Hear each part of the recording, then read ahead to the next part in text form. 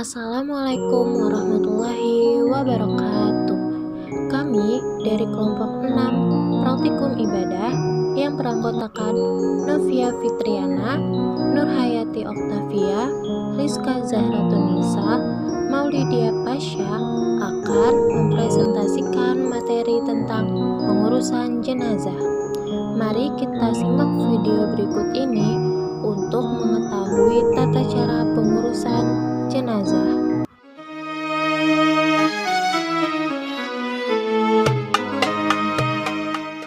Tindakan yang pertama kali dilakukan saat menghadapi jenazah adalah 1. Pejamkan matanya dan mohonkan ampun kepada Allah Subhanahu wa Ta'ala atas segala dosanya. Yang kedua, tutuplah seluruh badannya dengan kain sebagai penghormatan dan agar tidak kelihatan auratnya. Yang ketiga, ditempatkan di tempat yang aman dari jangkauan binatang. Dan yang keempat, bagi keluarga dan sahabat-sahabat dekatnya tidak dilarang mencium si mayat. Kewajiban umat Islam terhadap jenazah itu ada 4.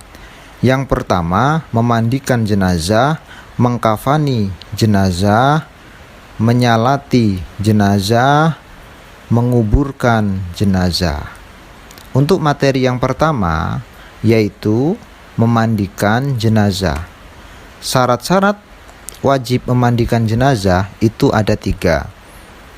Yang pertama, jenazah itu harus orang Islam. Yang kedua, didapati tubuhnya walaupun sedikit. Dan yang ketiga, bukan mati syahid. Yang berhak memandikan jenazah, apabila jenazah itu laki-laki, yang memandikan hendaklah laki-laki pula. Perempuan tidak boleh memandikan jenazah laki-laki kecuali istri dan mahramnya. B. Apabila jenazah itu perempuan, hendaklah dimandikan oleh perempuan pula. Laki-laki tidak boleh memandikan kecuali suami atau mahramnya. Yang C. Apabila jenazah itu seorang istri, sementara suami dan mahramnya ada semua, suami lebih berhak untuk memandikan istrinya. Yang D. Apabila jenazah itu seorang suami, sementara istri dan mahramnya semuanya ada, istri lebih berhak untuk memandikan jenazah suaminya. Dan yang poin E, kalau mayat anak laki-laki masih kecil, perempuan boleh memandikannya. Begitu juga kalau mayat anak perempuan masih kecil, laki-laki boleh memandikannya. Berikut ini tata cara memandikan jenazah. Yang pertama, di tempat tertutup agar yang melihat hanya orang-orang yang memandikan dan yang mengurusinya saja. Yang kedua, mayat diletakkan di tempat yang tinggi seperti dipan. Yang ketiga, dipakaikan kain basahan seperti sarung agar auratnya tidak terbuka. Yang keempat, mayat didudukkan atau disandarkan pada sesuatu, lantas disapu perutnya sambil ditekan-tekan pelan-pelan agar semua kotorannya keluar. Lantas dibersihkan dengan tangan kiri, dianjurkan mengenakan sarung tangan. Dalam hal ini boleh memakai wangi-wangian agar tidak terganggu bau kotoran si mayat. Yang kelima, setelah itu hendaklah mengganti sarung tangan untuk membersihkan mulut dan gigi si mayat. Yang nomor 6, membersihkan semua kotoran dan najis. Yang nomor 7, mewudukkan, setelah itu membasuh seluruh badannya. Yang kedelapan, disunahkan membasuh 3-5 kali. Air untuk memandikan mayat sebaiknya dingin, kecuali udara sangat dingin atau terdapat kotoran yang sulit dihilangkan, boleh menggunakan air hangat.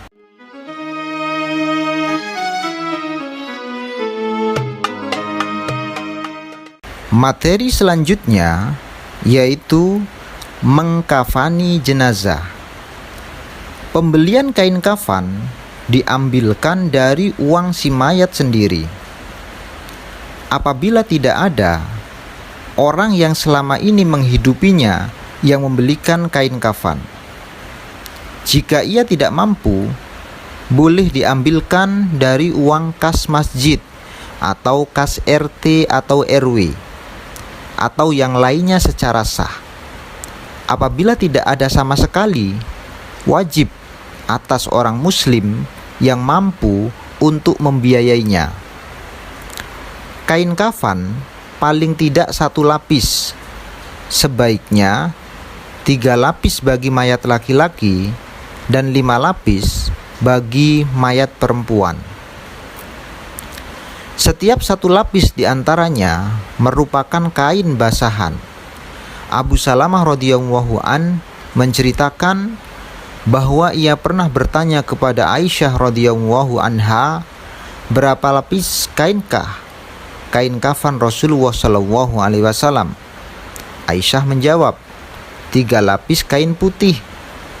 Hadis riwayat Muslim. Cara membungkusnya adalah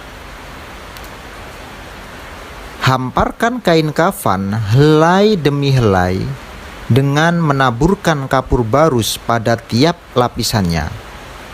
Kemudian si mayat diletakkan di atasnya. Yang kedua, kedua tangan dilipat di atas dada dengan tangan kanan di atas tangan kiri.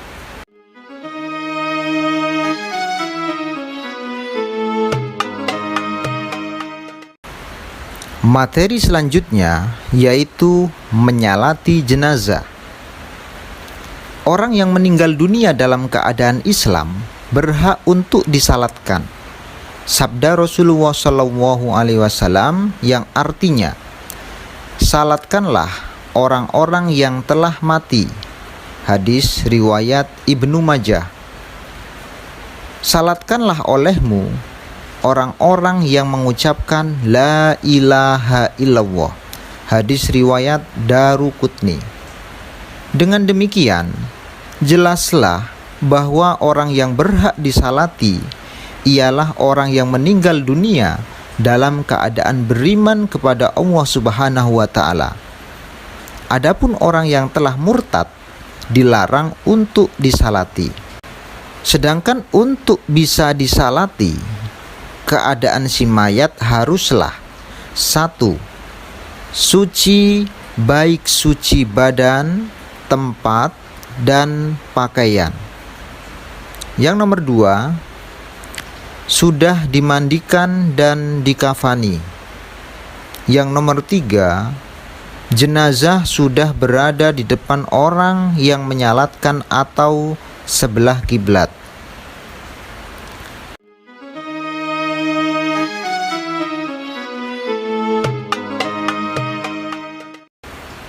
Adapun tata cara pelaksanaan sholat jenazah adalah sebagai berikut.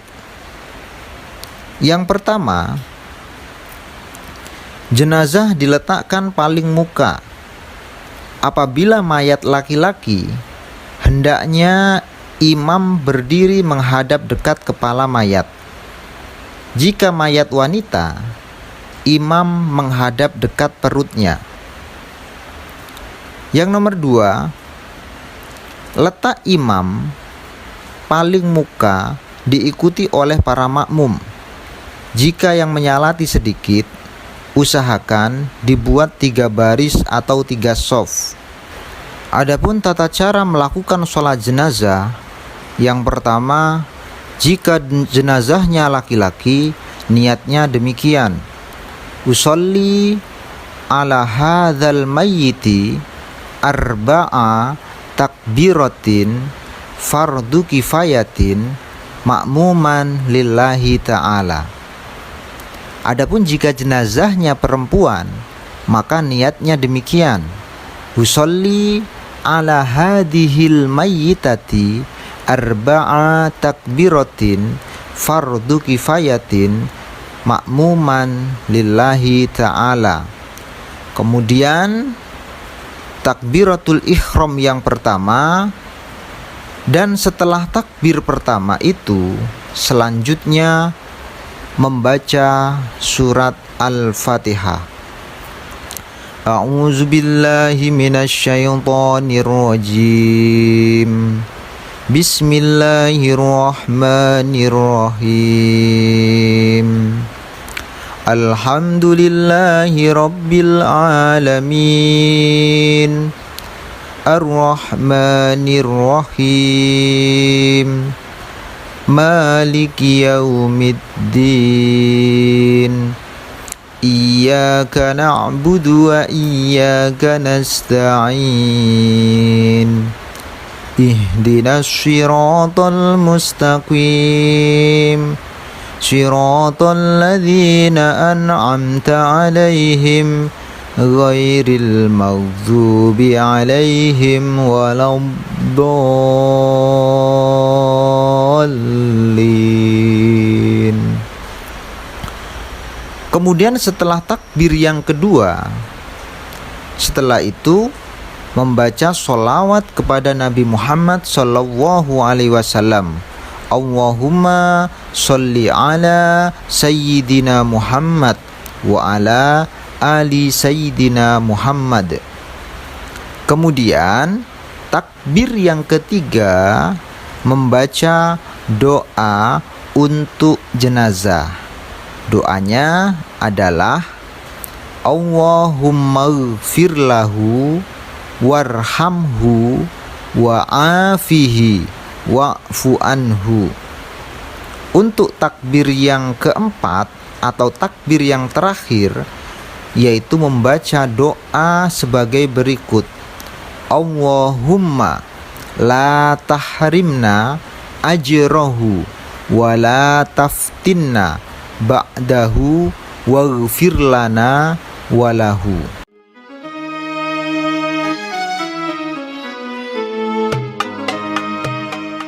Hai anak-anakku semuanya, dari materi yang sudah disampaikan tadi, hendaknya terbentuk perilaku yang mulia terhadap tetangga yang tertimpa musibah.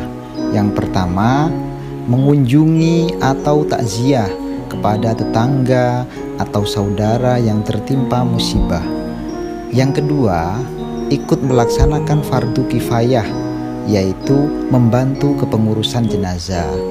Yang ketiga, semampunya dan seadanya memberikan bantuan atau sumbangan berupa uang, makanan, atau tenaga. Yang keempat, menghibur dan menasihati ahli musibah untuk selalu mendoakan terhadap jenazah.